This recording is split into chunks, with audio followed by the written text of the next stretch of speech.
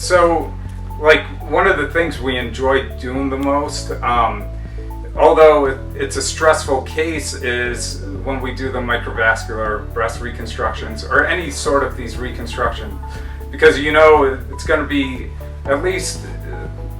our physician assistant and then one of the other physicians, and it's almost like hanging out in the operating room doing what you love, but with people you enjoy doing it with. And these are long cases, sometimes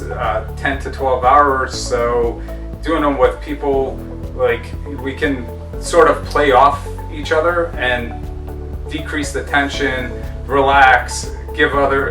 each other a break as needed. And like, whenever we need an extra person, we can always call one of the other guys, and they'll come in and help if they're not already there.